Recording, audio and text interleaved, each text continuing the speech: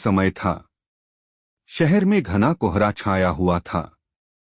मेरे दादा एक बड़े अधिकारी थे। रोज की तरह उस दिन जब मेरे दादा अपना काम खत्म कर दफ्तर से घर की ओर जाने लगे तो रास्ते में पड़ने वाले बाजार से वह कुछ सामान लेने के लिए रुके।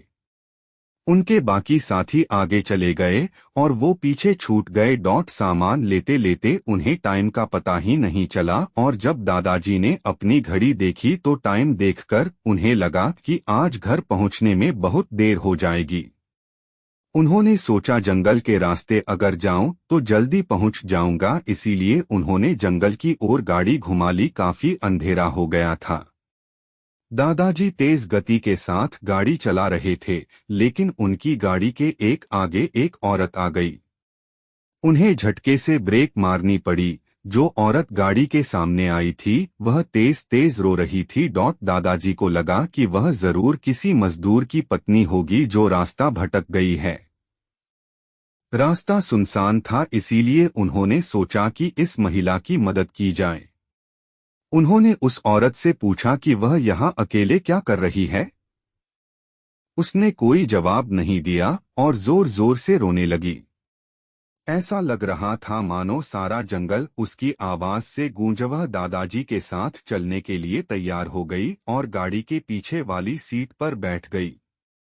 रीति रिवाज के कारण उसने अपने सिर पर घूंघट डाल रखा था, जिसकी वजह से उसका चेहरा छिपा हुआ था। गाड़ी पर सब दादाजी का इंतजार कर रहे थे। जैसे ही गाड़ी की आवाज आई सब भागकर इकट्ठा हो गए। जब उस महिला के बारे में घर में पूछा गया तो दादाजी ने सारी कहानी बताई। दादाजी ने कहा आज खाना यही बना देगी, लेकिन मेरी मम्मी को उस महिला पर शक हो गया। रहा हो दादाजी ने पूछा कि उसका घर कहाँ है, तो भी वह कुछ ना बोली। दादाजी ने उसे बोला कि तुम मेरे साथ मेरे घर चलो, सुबह तुम्हें तुम्हारे घर छोड़ दूंगा। उन्हें लगा कि यह कोई चोर है जो घर का सामान चुराकर भाग जाएगी। मम्मी ने उसे रसोई में जाकर खाना बनाने को कहा। वह बिना कोई जवाब दिए वहां से चली गई।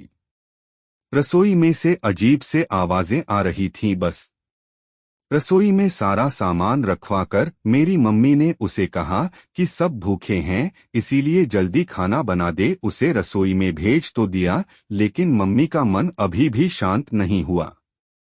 15 मिनट बाद मम्मी रसोई में पहुंची तो देखा अभी वह थैले में से मछलियां निकाल ही रही थी। यह देखकर मम्मी को गुस्सा आ गया। उन्होंने उसे बोला कि अभी तक तुमने खाना बनाना शुरू नहीं किया, कब बनेगा और कब हम खाएंगे। उस महिला का चेहरा अभी भी ढका हुआ था, इसीलिए किसी ने उसका चेहरा नहीं देखा था। मम्मी उसका चेहरा देखने की कोशिश करती रही, लेकिन उन्हें उसकी झलक भी दिखाई नहीं दी। मम्मी ने कहा कोई जरूरत हो तो बुला लेना, लेकिन फिर भी वह कुछ नहीं बोली। उन्हें लगा कि शायद अनजान लोगों से डर रही होगी। मम्मी रसोई से चली गई, लेकिन जब 15 मिनट बाद वह फिर वापस आई तो रसोई का दृश्य देखकर मम्मी डर गई। उनके पैर जैसे वहीं जम गए। उनके गले की आवाज नहीं निकल रही थी। उन्होंने देखा वह औरत रसोई के स्लेब पर बैठकर कच्ची मछलियां खा रही है। उसके सिर का घूंघट भी उतरा हुआ था। उसका चेहरा बेहद खौफनाक था। बाल बहुत बड़े और नाखून एकदम काले। वह मछलियां खाने में मगन थी, इसीलिए उसका ध्यान मम्मी पर नहीं गया। मम्मी भी चिल्लाई नहीं कि कहीं वह और ज्यादा खतरनाक न हो जाए। मम्मी ने एक थाल उठाया और वह चूल्हे में से जलता हुआ कोयला उठाकर उसकी तरफ दौड़ी। कोयला उस चुड़ैल पर फेंक दिया। आग की जलन की वजह से वह डायन तेज तेज आवाजें निकालने लगी। उसकी आवाज सुनकर सारा घर इकट्ठा हो गया। उसे आग दिखाकर घर से बाहर निकाला गया। उसकी आवाज इतनी तेज थी कि आसपास के लोगों का भी बाहर जमावड़ा लग गया।